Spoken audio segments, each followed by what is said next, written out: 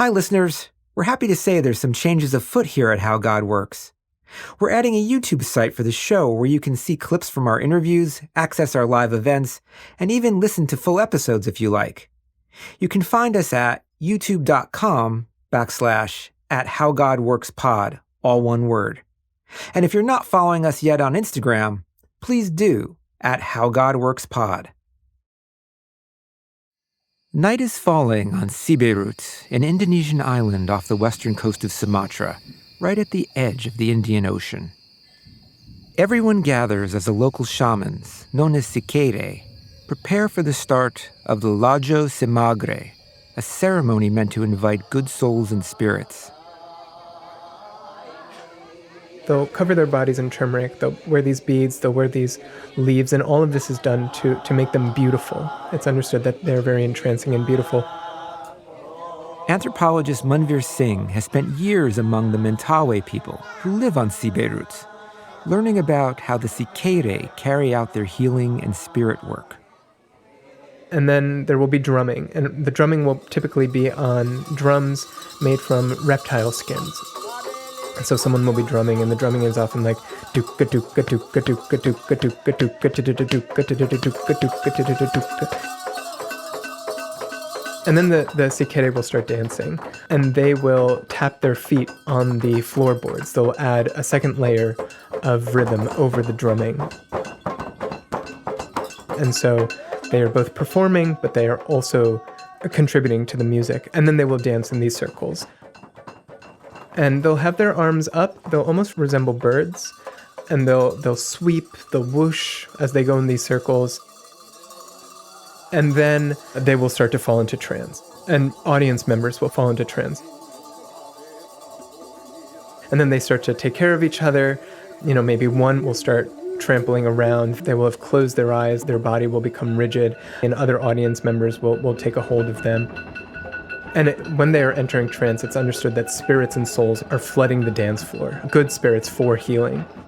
But then at some point, they will get off the dance floor, or audience members will start to replace them, and it'll just become a party. Then, everyone's just dancing all night. And that is something I found so striking. Studying shamanism with the Mentawai was the ways in which healing and curing and therapy also dissolve into celebration and festivity. Hearing Manvir describe that scene, it's hard not to wonder what's really happening on that dance floor. Are people being healed by spirits, by belief, or by the power of community support and a rocking good time?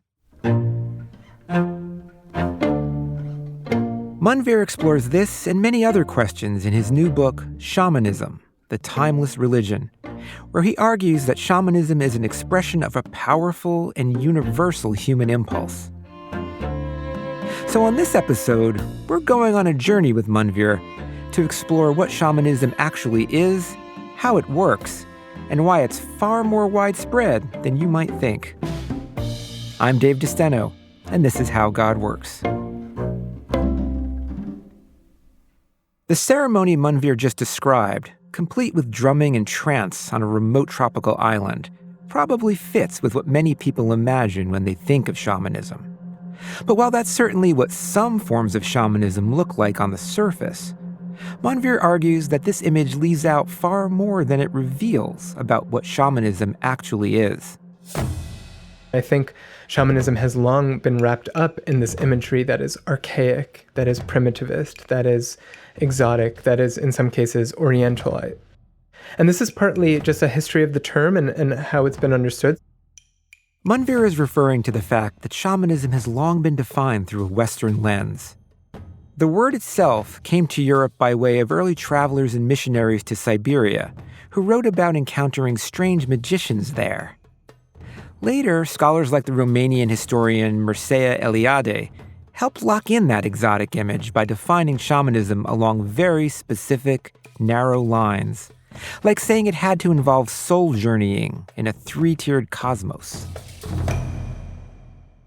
What I think is, in fact, a much more honest way of understanding shamanism is that the striking resonances that we see in places like Korea, Siberia, South America, among the Mentawai also resonate in much more familiar contexts, that Pentecostal pastors, that the Hebrew prophets, that trans-channelers in the streets of LA are all exhibiting this common set of features, are all tapping into something that is deeply and resonantly human. We'll circle back to the Hebrew prophets and Pentecostal pastors later. But first, it helps to understand why Manvir thinks they all fit under the shamanism umbrella. And to do that, we need to start by looking at how he defines what a shaman actually is.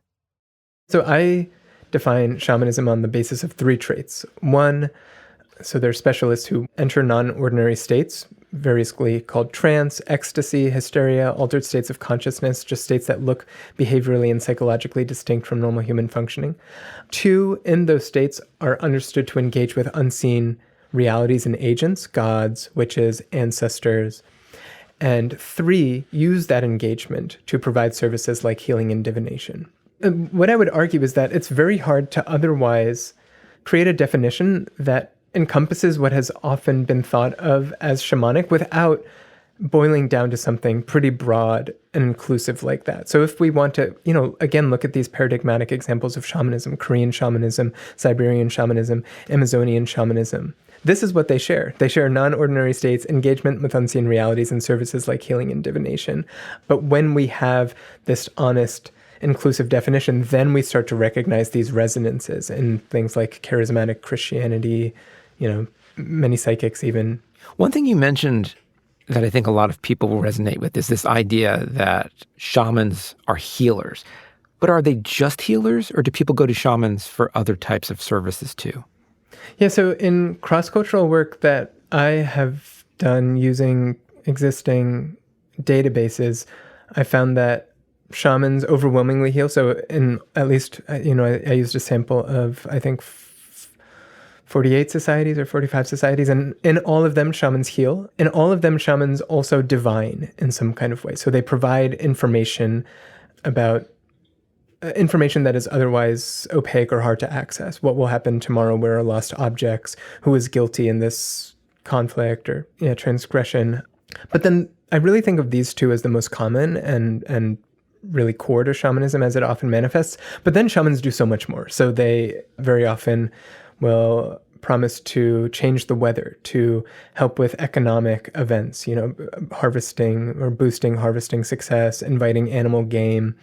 Even, in Korea, shamanism is often employed to help economic success like businesses. I have a friend who works with the Shuar in Ecuador who talks about people going to shamans before big soccer matches to help with that. And so if we look at what features all of these events share, they're overwhelmingly about managing uncertain outcomes. There are outcomes in the world that we want some kind of control over that have some element of uncertainty, and shamans overwhelmingly help people manage those. Okay, but in order to manage that uncertainty, first they have to convince people to come to them to help, right? I mean, doctors get fancy degrees, clergy get ordained. What do shamans do to establish themselves as authorities people can trust? Yeah, so, I think shamans in different societies rely on different sources of authority, but the really key one, I think, is a kind of charismatic otherness. This is something Manvir came across on his very first day of fieldwork among the Mentawai, back in 2014, before he even knew he was going to study shamanism. On that first day, I had met a Sikere, Lala. He's also known as Aman Boryogo. And we first met, he's totally tattooed. He was wearing a loincloth and a t-shirt. He had a half-smoked cigar that he was using as an earring. He had a very evocative presence, and he looked very different from the other people. And with time, I came to realize that this difference was actually a feature of the Sikere institution of shamanism among the Mentawai. They had a kind of social gravity. When they were in a room, you kind of felt everyone's attention bend towards them, almost as if they were like local celebrities. For Manvir, that early encounter captured something essential. That charisma, that sense that shamans are different, special. It's not accidental. It plays a major role in convincing others that they can do things regular people can't. The way shamans create that sense of difference varies from culture to culture, even from shaman to shaman. But Manvir says they tend to fall into two broad buckets. One is a kind of fundamental transformation. And the nature of this will vary. So with the Mentawe, when you're becoming a shaman, what's really key is the transformation of your eyes. It's understood that shamans can see souls and spirits. And so a lot of the preparation and initiation for the shaman involves transforming their eyes so they can see spirits. They also have to live in the forest for a while and just subsist on pretty meager fare. There's some asceticism. But in other societies, you might have death and rebirth ceremonies. I talk about in Australia, you have these initiations where it's understood that an initiate goes into the desert, they're cut open, crystals are put inside their body. In many societies, novices or initiates will experience a really kind of dramatic illness, an initiatory illness. And so what all of these, I think, share is some sense that this individual is becoming a different kind of human. And you can envision it if, let's say, Dave, you really wanted it to rain. You have some crops and you really need it to rain. And I say, yo, Dave, I can commune with the rain goddess to invite the rain. You would say, what gives you that ability? You're just a regular guy. But if I have undergone some kind of really deep transformation, I have deprived myself food for weeks, and then there was a ceremony where they cut open my body and put inside magical crystals. I fundamentally transformed. Then at least when we look at this cross-culturally, it seems like that adds credibility or tenability to these claims. So I think one source of authority or credibility is this fundamental transformation, but then it's also the intervention. So what I think is so important about trance or non-ordinary states, whatever we want to call them, is that, I sometimes call them dramas of otherness, performances of otherness. And I don't mean performances in the way that I think shamans are deliberately putting them on to trick other people, but I think they create a sense both for the practitioner and for the people around them that they are doing something normal humans cannot. So again, if you come to me to change the rain and I say, rain goddess, like call the rain, versus there is drumming, I enter a non-ordinary state, my eyes roll back in my body, I'm speaking languages that are unknown to normal people. That much more credibly looks like something that a normal human cannot do. And that performance element isn't only about establishing credibility. It's also central to the appeal of going to a shaman in the first place. I think it comes back to what we talked about in the beginning. It's so much more sensorially vivid and evocative and immersive. I think when we look cross-culturally and historically, we find that people are much more drawn to practitioners in which there is what we might call ecstatic practice, where there is a ramped up experiential dimension. But in some senses, that idea is kind of central because, I'm thinking if I go, or if the average person goes to a physician to talk about a health cure, they're going to be hit with statistics and odds ratios and this and that, and it's hard to think about. But experiencing something sensorially, the phenomenon becomes real to you. So in some sense, is it proof by experience? Is that sensorial element making you feel there's a causal agent acting on you? Yeah, so something I found really striking with the Mentawe is that their explanatory framework for illness is very pluralistic. They can go to a sikere, a shaman, that won't work out, they'll try some herbs, that won't work out, they'll go to a clinic, they'll try some over-the-counter drugs. So they're willing to try many interventions, and depending on what intervention ultimately works, that kind of informs the causal model that they came in with it.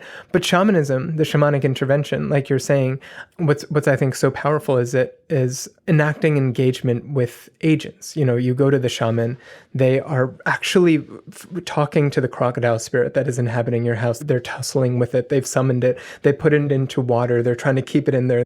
They wash it out. That's very different. You go to someone who gives you some paracetamol. I think it's just much less, like you said, it provides much less proof through experience. From the way you're talking about shamans, it seems they have some things in common with stage magicians or con men. And I'm not trying to be cynical, but in some ways it seems like the staging and the directing of attention really matters. And I'm sure there are plenty of people who would say that's basically all shamanism is. Do you think that's a fair assessment? I think it's a really interesting question. And I will say that I think a lot of shamanism involves very explicit sleight of hand. So in many places, for instance, shamans will, while treating a patient, appear to extract some embodiment of the illness. Oh, your arm hurts, I'll suck on your arm and then I'll pull out a like whatever snake fang that some witch had shot in there, and that's what was causing your illness. So I do think there is explicit sleight of hand. One thing I've nevertheless found striking is that I think patients often understand that there is some sleight of hand there. And the shamans themselves will go to other shamans when they want their illnesses to be treated. And so I think just like a simple, they are con men, they are not con men, people believe them, they don't believe, doesn't actually capture the nuances of belief there, which are that I think there's a shared understanding that there's some performance here, but then there is also a shared sense that what we are enacting has some power. There's an obvious caveat here. Just like in every other situation where a power imbalance exists, some shamans out there do abuse their position and take advantage of the people who come to them for help. Manvir's point is that the stage magic shamans engage in isn't necessarily proof of that. In fact, it's quite the opposite. Because creating a convincing illusion for clients is a big part of how shamanism works. Which reminds me a lot of the science around the placebo effect. There's lots of medical research showing that when people believe a pill or treatment will ease their pain, it often will, even if it's just a sugar pill or the treatment is fake. And anything that enhances that belief makes the effect stronger. So for instance, if a doctor seems special or trustworthy, that helps. If they touch or otherwise interact with a problematic body part in a ritualistic way, rather than just saying you're healed, that also tends to enhance the effect. Perhaps even more surprising, studies on open-label placebos have shown that even patients who know they're being given a placebo can still experience benefits as long as they believe in the placebo effect. All of this raises a question. Given shamanism's focus on performance, could the placebo effect be part of what's happening here too? So I certainly think that placebo plays a role here. And what I found especially striking is that these two major factors that seem to provide therapeutic or promote therapeutic effects are, one, how immersive the treatment is, and second, how much empathy do you feel from the practitioner. So for the first, there's really interesting work that shows that feeling sham surgery produces a stronger therapeutic effect than topical treatments, which produce stronger therapeutic effects than just sugar pills. And by that logic, I mean, shamanism is incredibly immersive. You have this person who's understood potentially to have non-ordinary powers, who's battling or engaging with witches or local spirits. There's music, there's smell, there's fire, there's dance, there's sometimes psychotropic drugs. So yeah, I think shamanism is very well engineered to, at least by the logic of research on placebo, to induce these kinds of therapeutic effects. And then secondarily, I think the empathy is a big part of it too. In many places, the practice of the shaman is understood to be potentially dangerous. I talk about with the Jutwansi, a Kalahari, formerly hunter-gatherer group, where entering trance is understood to, it's depending on your translation, called either death or half-death. It's understood to be a very dangerous state, a very energetically vulnerable state. And so when these fellow community members are entering this to try to heal you, I interviewed an anthropologist who has worked with them and who has been healed herself, and she talks about it explicitly as an assurance of love, that the entire community is here rooting for you and that these people are entering half-death. So yeah, I think it's very well engineered to produce the placebo effect. What it really emphasizes is that, yeah, I think expectation potentially plays a role, but I think experience is really important. It's the experience of immersion, the experience of empathy that in some cases seems much more important than, like, do I necessarily believe that this will or will not work? Logistically, it's pretty hard to scientifically test whether the placebo effect is at play during a shamanic intervention. But at this point, Manvir has seen enough apparently miraculous healings in his travels that he thinks it's a possibility worth taking seriously. For him, the question of whether shamans are actually engaging with spirits and other unseen forces isn't really knowable, but it seems clear that their work can be therapeutic. whether it's the placebo effect, whether it's just the power of social connection, whether it's the capacity for really dramatic experiences to rewrite harmful narratives or understandings people develop for themselves. I think in those ways, shamanism works. So a great example that I encountered for a way in which shamanic interventions might be therapeutic was actually one that I found outside of shamanism in modern psychiatry. So there is a well-known psychiatrist at Johns Hopkins. His name is Glenn Treisman. And what's really striking about Glenn Treisman is that he is very well known for curing apparently incurable patients. So people will come to him, they haven't maybe walked in several years, or they've gone to many doctors and the doctors have said there's nothing wrong with you, and nevertheless they feel that something is, and they're not walking or they're not eating. And I heard about him because he tells his residents about the value of what he calls putting on the bird head. He even considers himself to some degree to be a shaman. And so what he sees as very core to his practice is first confirming or working within the narrative that the patient brings. So if a patient comes to him and they say, I can't walk, he says, okay, you can't walk. You had something that didn't allow you to walk. But then he says, but I'm going to make you walk. He describes again this process of putting on the bird head, and he showed me a video, and he really hams it up. He puts on a suit, he puts on cufflinks, he puts on a bow tie. He tries to perform authority in the way that they understand it to the nth degree. And he says, today I'm going to make you walk. We figured out what went wrong. You had this problem that happened 5 years ago, but now it's treated. Now you are prepared to walk. And they'll say, I've seen so many doctors and none of them could get me to walk. And he'll say, do you think, I forget the exact thing, do you think I became the Eugene Meyer Professor of Psychiatry at Johns Hopkins without getting patients cured? And leverages this kind of performance of authority, this performance of credibility, this perception of power to change their narratives or change those stories about themselves. It was through talking to him and talking to people who have worked with him and reading up more on some of these practices within psychiatry that I really came to appreciate just how powerful a powerful authority is, just how powerful it is to go to someone who you feel to have the power to change whatever is wrong with you. And I think that is core to so much of shamanism. So much of shamanism involves going to a practitioner who performs otherness, who performs power, and then battles whatever witches that you have and allows you to walk away feeling or understanding yourself to be free of whatever kind of demon was harming you. Of course, shamans aren't the only people who recognize that projecting authority while putting on a compelling performance is a powerful mix. You can see the same playbook anywhere people are trying to inspire trust in the face of uncertainty. In medicine, in politics, even in business.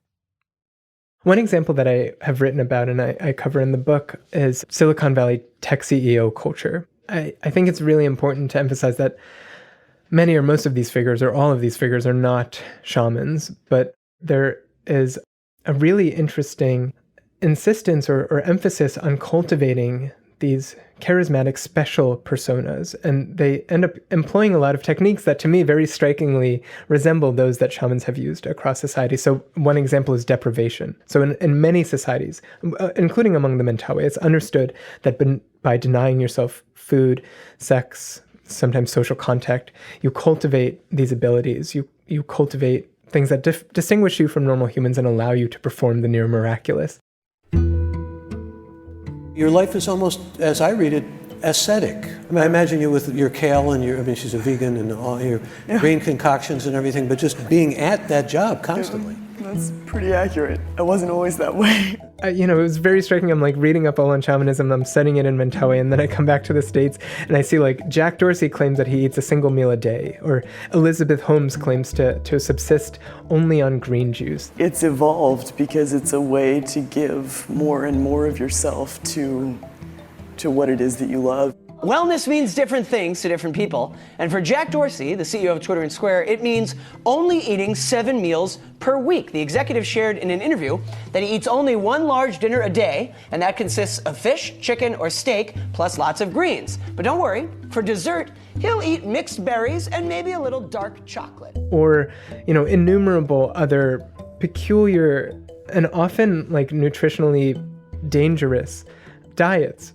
Steve Jobs took this whole Apple thing a little too seriously. He went on a fruit-only diet for almost a year. He believed it would cleanse his body and even stop him from sweating. Spoiler, it didn't. Mark Zuckerberg has made a rather interesting dietary decision. The 27-year-old founder of Facebook now says he is only going to eat meat from animals that he personally kills.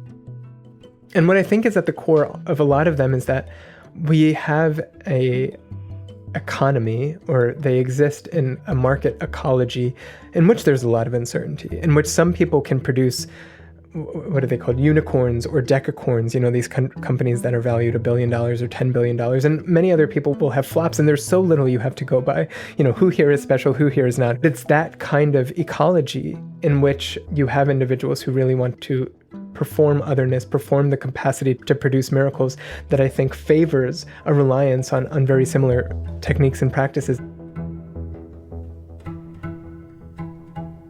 There's this researcher at Harvard, Rakesh Khurana, a sociologist, who has done really interesting work on when companies feel like they're about to fail. Instead of going for competence, they go for charisma. They go for the individuals who look special and who perform extraordinariness over the individuals who are just like checking all the boxes bureaucratically. So I think, based on just what we see, even in other sectors of the economy, we would expect a greater cultivation of charisma, of non-ordinariness, of these kind of shamanically adjacent practices during times like this. That dynamic we see in business points to a broader lesson about human nature. Whenever the ground feels shaky, we tend to look to figures who seem special, like they might have powers the average person doesn't. And the larger the uncertainty, the larger the stage it tends to create.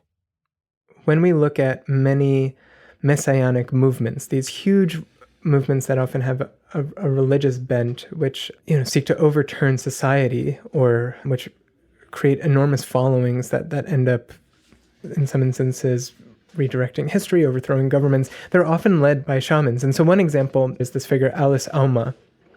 And Alice Auma emerged in Uganda in the late 1980s. She started as a local medium and a local healer.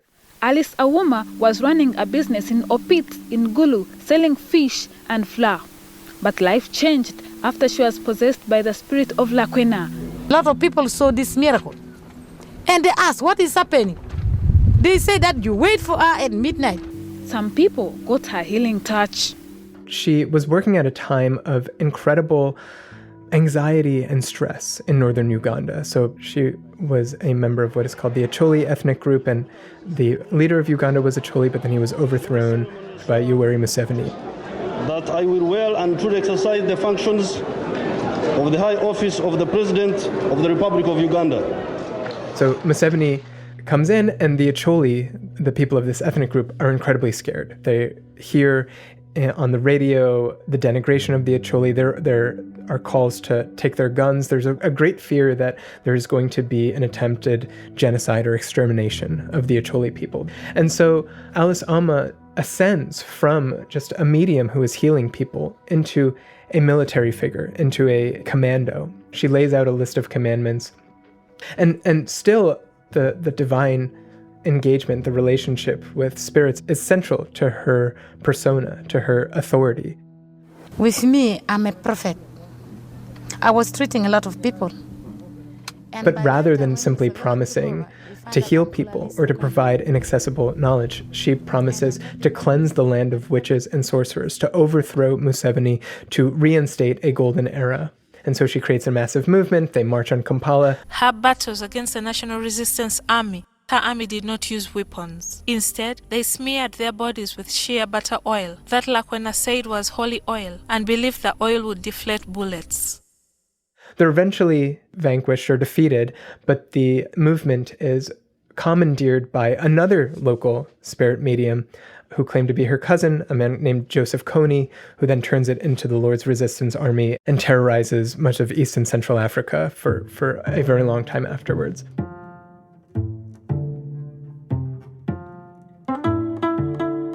What you see in Uganda is something you see all over, where during times of anxiety, of upheaval, shamans will leverage their supernatural authority to become messianic prophets. So they are no longer just promising to manage small-scale uncertainty, but to manage very large-scale societal level uncertainty, and their supernatural authority is really core to that.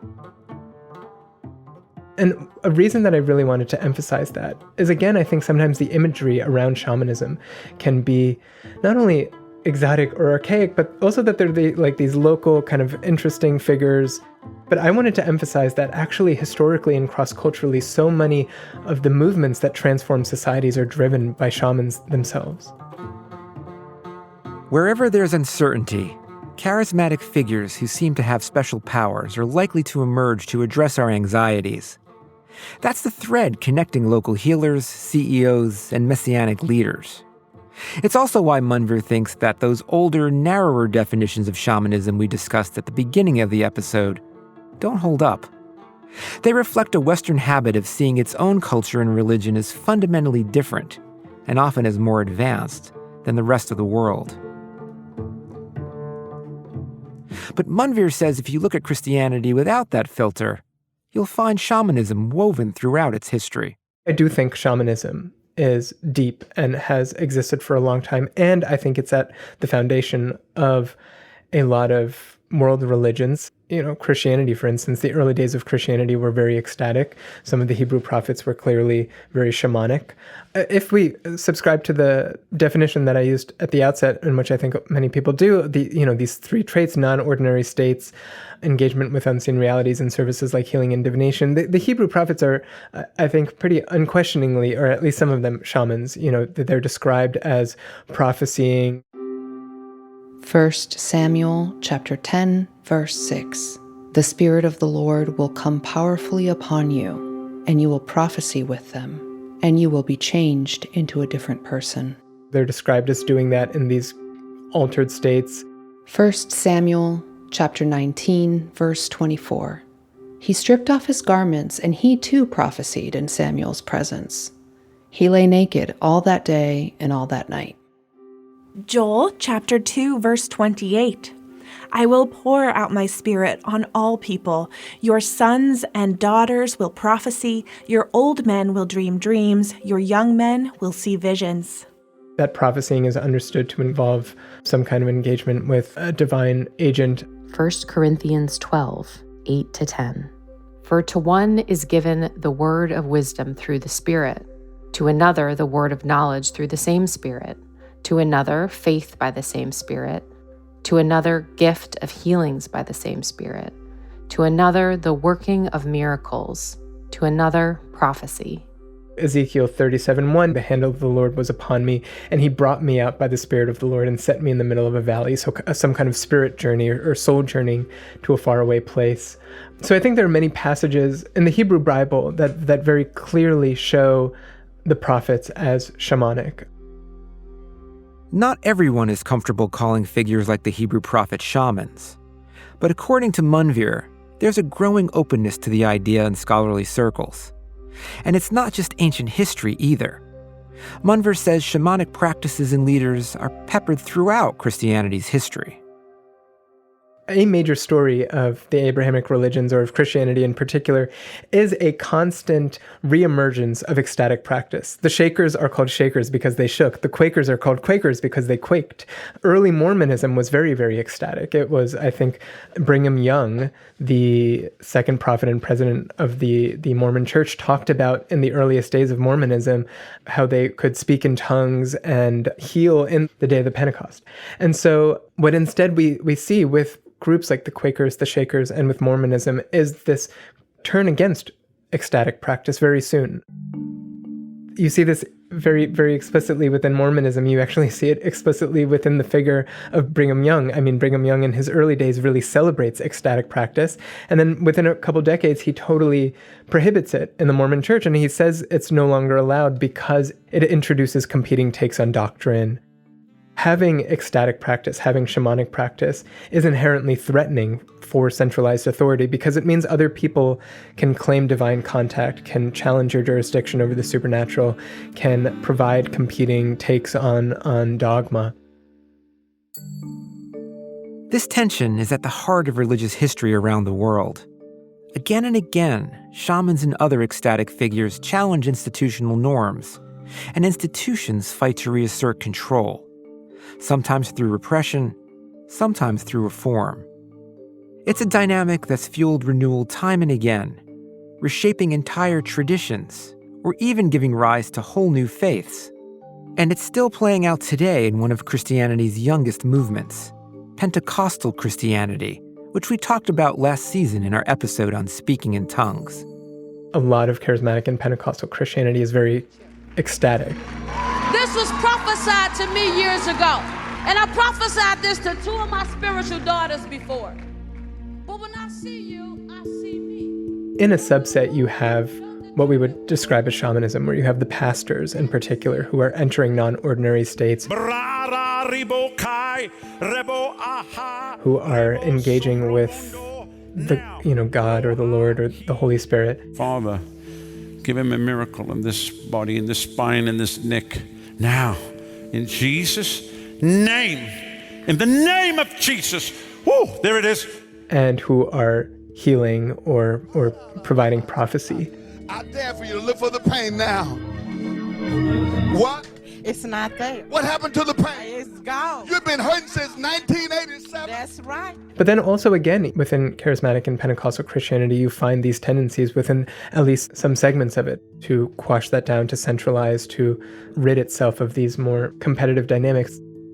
What I find really interesting, though, about charismatic and Pentecostal Christianity is that the surge of both of them correspond with an international valuing of freedom of religion. So historically, what has made ecstatic practice so brittle and frail has been that other authorities have tried to quash it. But when you no longer allow that, when you no longer allow centralized religious authorities to have that kind of enforcement power, then you see this surge up. But you see this very explicitly within Italy. I mean, when charismatic and Pentecostal Christianity arrived in Italy, the Catholic Church, which was then to some degree aligned with the state, really tried to prohibit it. There were all kinds of campaigns against it. But once you had freedom of religion, then you start to see it rise up.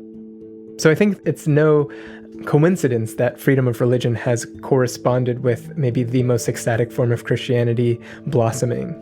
Something like 1 in 12 humans alive today are aligned with charismatic or Pentecostal Christianity. It's profound that within 100 years you will consume, something like 10% of humanity. That growth isn't just happening inside major religions like Christianity. It's also showing up among people who actually use the word shamanism to describe what they believe. In the United Kingdom, for instance, census data show that while it's still very small compared to traditions like Christianity or Islam, shamanism is the fastest growing religion, with its numbers increasing tenfold over the past decade. And it's on the rise in the US too. In some ways, that shouldn't surprise us. Uncertainty has always been part of life, but it's also something humans have always had trouble living with. And so we look for ways to manage it, to get some protection, or maybe even to gain a sense of control. And that's where shamans come in. By their very nature, they don't just help people navigate the storm. They claim to speak directly to the forces that cause it. By working hard to cultivate charisma and create immersive ritual performances, they meet people on an emotional level that builds trust and confidence. That kind of connection is a timeless part of human spirituality, and it's why shamanism keeps taking on new forms, reappearing to challenge institutions that have grown rigid, pushing them to adapt or fade away, and reminding us that the search for meaning is never over.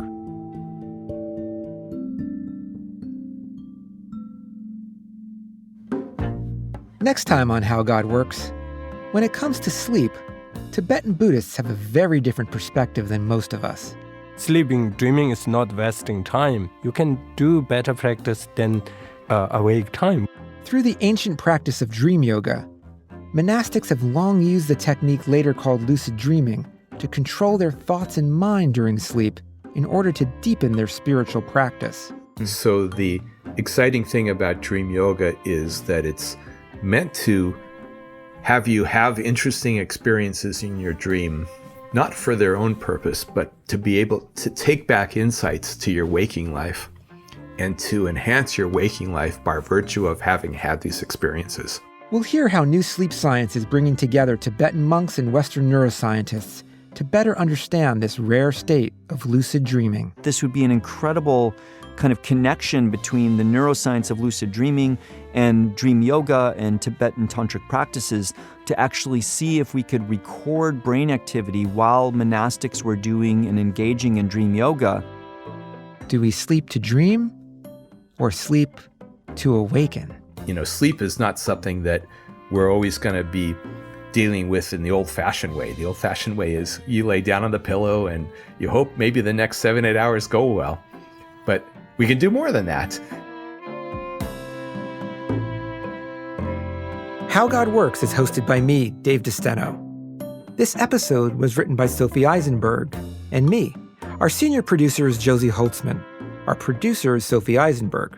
Our associate producer is Emmanuel Desarme. Executive producer is Genevieve Sponsler. Merritt Jacob is our mix engineer and composed our theme, which was arranged by Chloe DeSteno. Our fact checker is Joseph Friedman. The executive producer of PRX Productions is Jocelyn Gonzalez. This podcast was also made possible with support from the John Templeton Foundation. To learn more about the show and access episode transcripts, you can find our website at howgodworks, all one word, .org. And for news and peeks at what's coming, feel free to follow us on Instagram at HowGodWorksPod, or me on X or Blue Sky at David DeSteno.